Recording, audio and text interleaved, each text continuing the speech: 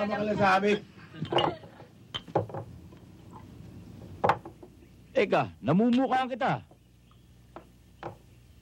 Di ba ikaw yung hepe ng Santa Marcela? Naligaw ka yata.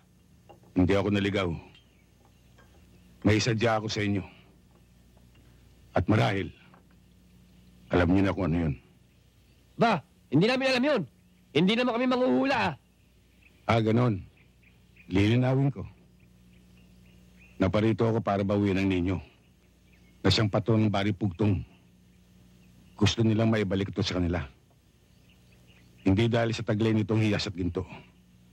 Kundi naging bahagi na ito ng kanilang pananampalataya sa maraming henerasyon. Hindi naman namin kinuha ang pananampalataya. Ginto lang, garing, at hiyas ang sa amin. Ang lakas naman ng loob mo, hepe.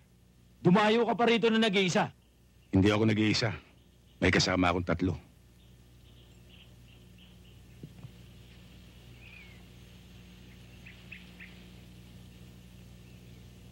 Niloloko yata tayo nito ah.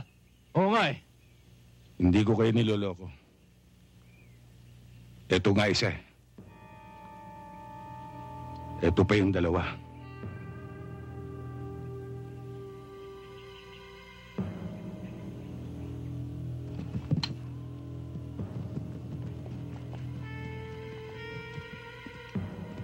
Bibigyan ko pa kayo ng pagkakataon.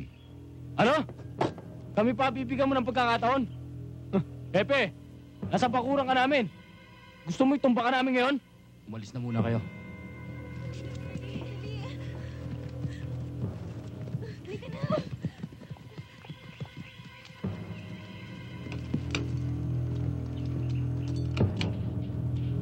Ibalik nyo lang ang ninyo. Para wala tayong problema. Anong problema? Ikaw ang may problema. Pumasok ka sa umunol. Baka hindi mo kami kilala. Kilala ko kayo. Kayo yung pangkat na sinuka ni Kariko. Dahil pang sarili lang ang lakad ninyo.